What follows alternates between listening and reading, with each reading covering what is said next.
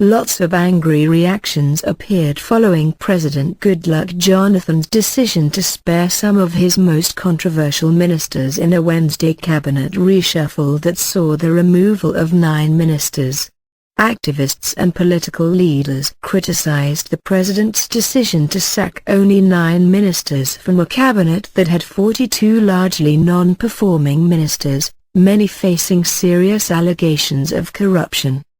They specifically expressed outrage that the Ministers of Petroleum Resources, Diezani Alison-Madueke, Finance, Coordinating Minister of the Economy, Ngozi Okonjo-Iweala, Attorney General and Minister of Justice, Mohammed Adoke, Police Affairs Minister, Olubolade and others were left untouched.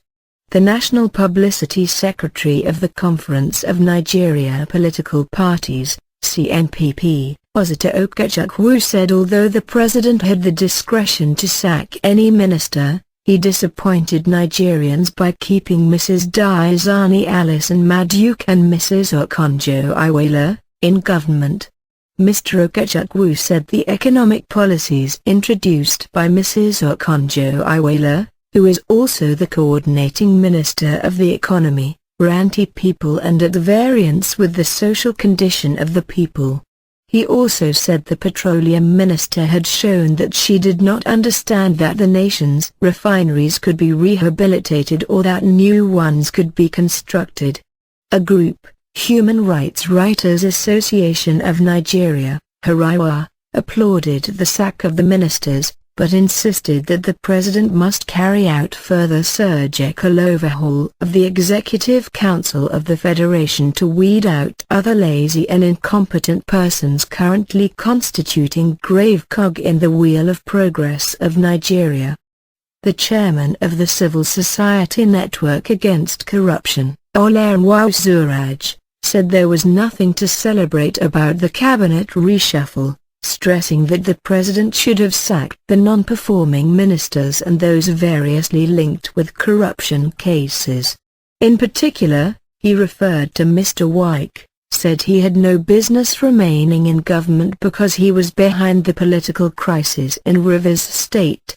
Except the sack of the education minister, and that is because there have been crises in the education sector. There is nothing to celebrate about this reshuffle, the chairman said. President Jonathan on September 11, 2013 Wednesday, fired Rufa'i, Education, Olubolade Ashiru, Foreign Affairs, Diezani Alison-Madueke, Environment, Shamsuddin Usman, National Planning, Amapeple, Housing and Urban Development, and Diezani Okon, Science and Technology, saying he wanted to retool.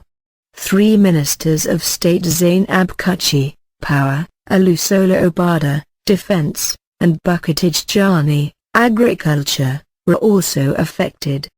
The president's decision came after months of speculations on possible cabinet reshuffling.